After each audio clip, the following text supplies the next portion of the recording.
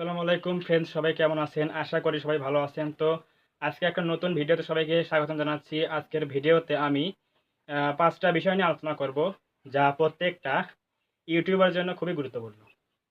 তো যদি আপনার হাতে ৫ টা মিনিট সময় থাকে, অবশ্যই ভিডিওটি কোনো প্রকার স্কিপ ছাড়া না টেনে পুরোপুরি দেখেন। তাহলে আপনি অবশ্যই এই ভিডিও থেকে উপকৃত হবেন।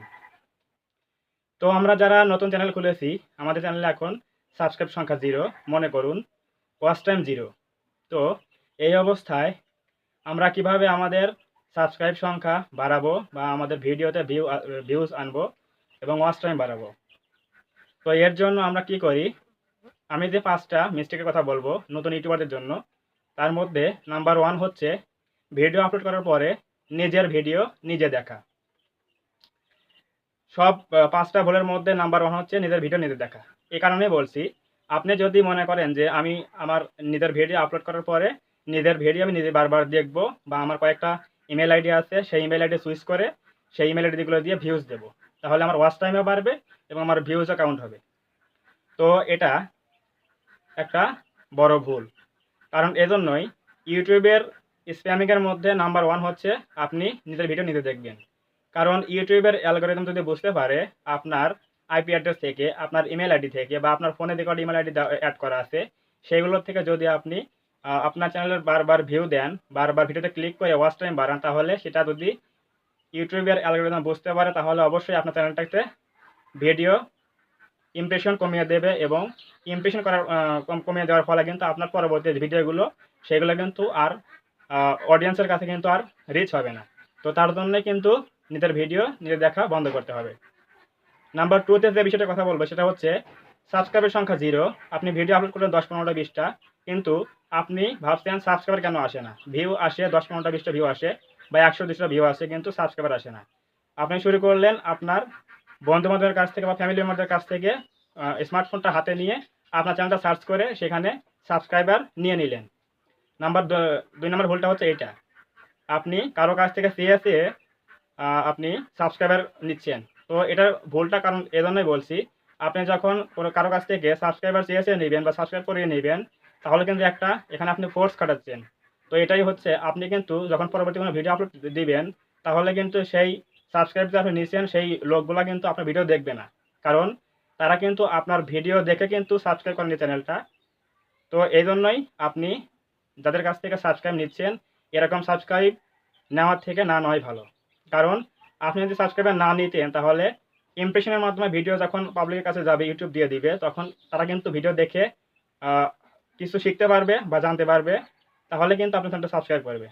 আপনার ভিডিওর উপরে ভিত্তি করে কিন্তু চ্যানেল সাবস্ক্রাইব করবে।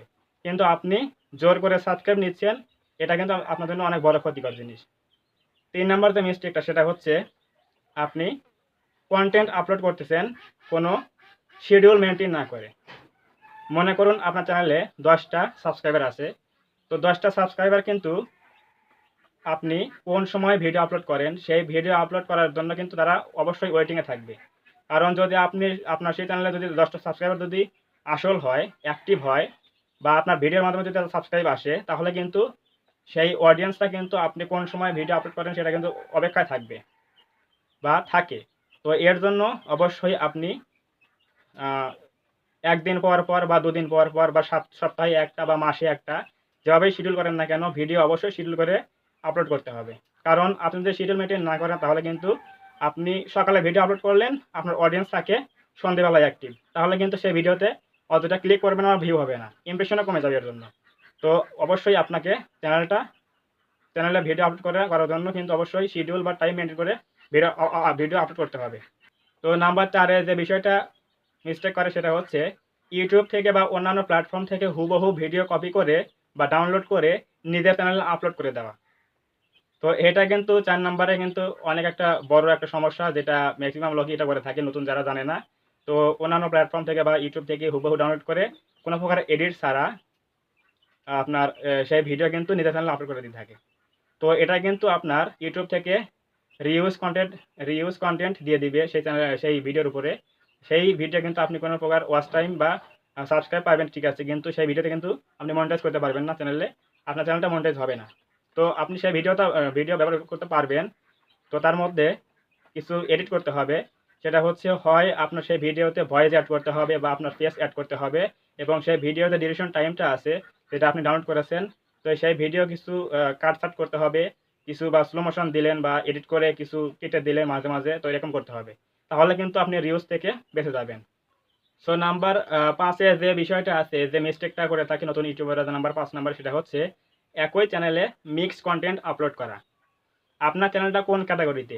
আপনি যদি প্রথম চ্যানেল খোলেন তখন কিন্তু সেখানে ক্যাটাগরি সিলেক্ট করতে হয় যে আপনি কোন ক্যাটাগরি নিয়ে ইউটিউবে কাজ করবেন। সেটা আমি যেরকম এখানে টিক ভিডিও আপলোড করি বা টিক বিষয় ভিডিও আপলোড দিয়ে থাকি, আমি সেই ক্যাটাগরি সিলেক্ট করে আমি চ্যানেল খুলছি। তো আপনি কোন ক্যাটাগরিতে আপনি ভিডিও আপলোড করবেন বা কাজ করবেন, আপনি কোন বিষয়টা বেশি বোঝেন, তো সেটাই কিন্তু এখানে ক্যাটাগরি বলা হচ্ছে। তো আপনি যদি একই চ্যানেলে বিভিন্ন রকম ক্যাটাগরি ভিডিও আপলোড করেন, যেরকম এখন আমি আমার এই চ্যানেলে যদি গেমিং ভিডিও বা অন্যান্য এন্টারটেইনার ভিডিও যদি আপলোড করি, তাহলে কিন্তু অতটা ভিউজ আসবে না। কারণ আমার এখানে যেরকম যে কয়টাই অডিয়েন্স আছে বা সাবস্ক্রাইবার আছে, তারা কিন্তু আমার এই টিক ভিডিও দেখে কিন্তু চ্যানেলটা সাবস্ক্রাইব করেছে, যাতে পরবর্তীতে তারা অবশ্যই এই চ্যানেল থেকে টিক সম্পর্কীয় কোনো প্রকার ভিডিও পেয়ে তারা উপকৃত হতে পারে। তো অবশ্যই এটা কিন্তু নতুন ইউটিউবের জন্য ৫ নম্বর সমস্যা বলা যায়। সেটা হচ্ছে একই চ্যানেলের মধ্যে বিভিন্ন প্রকার ভিডিও আপলোড করা। মনে করুন আপনার গেমিং চ্যানেল, আপনি সেখানে টিক ভিডিও আপলোড করলেন, তাহলে কিন্তু সেই ভিডিওতে ভিউজ আসবে না। ভিউজ না আসার জন্য কারণ হচ্ছে ক্লিক না পড়া।